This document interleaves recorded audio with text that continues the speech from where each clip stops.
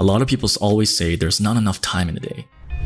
And yet, despite all having the same 24 hours in a single day, there are people out there who are innovating, creating, and building new things all the time despite not having enough time in a day. So what is it that they have that you perhaps may not? Well, the answer is a true grasp of time management.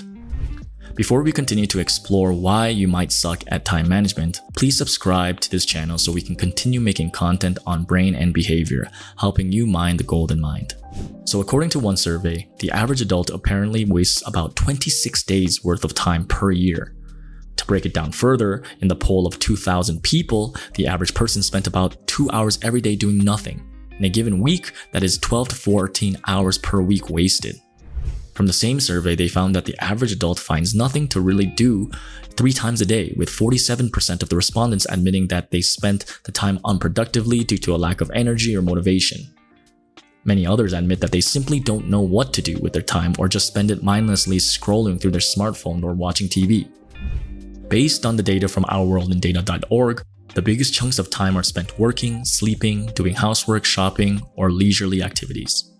So by understanding how a majority of us are spending our time, the question remains, how much of those hours can we change to be more productive? Without knowing how we spend our time, we can't make the right changes in our day-to-day routines to make the most of our time. But beyond that, we also need to consider other areas of how we may be incorrectly managing our time. As a misconception of time management is that it's just about doing more with our time instead of thinking about how things are done. So one way we can improve time management is to manage our energy. When we get excited about changing our lives and trying to do more with our time, it can be very easy to fall into the trap of managing too much at a given time.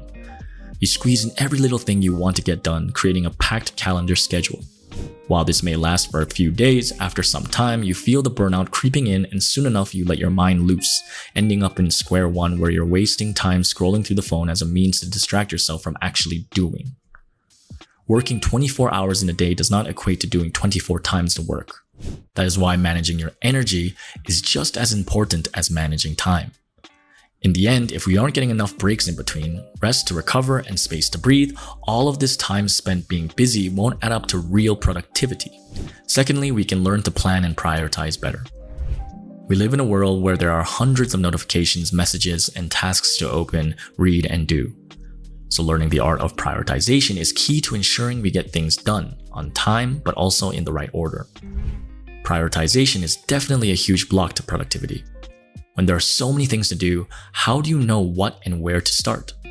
This is an overwhelming feeling and what can kill motivation and momentum. Which is why adopting prioritization methods to help plan your workload or daily schedule can help tremendously. The Eisenhower decision matrix is one example of a prioritization technique that helps you decide on what things to do, schedule, delegate, and not to do.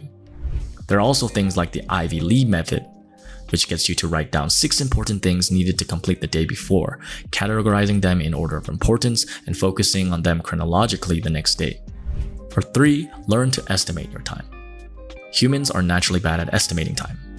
Known as the planning fallacy, coined by psychologists Daniel Kahneman and Emil Tversky, this refers to the idea that we underestimate the amount of time it will take to complete a task and overestimate our ability to get things done quickly.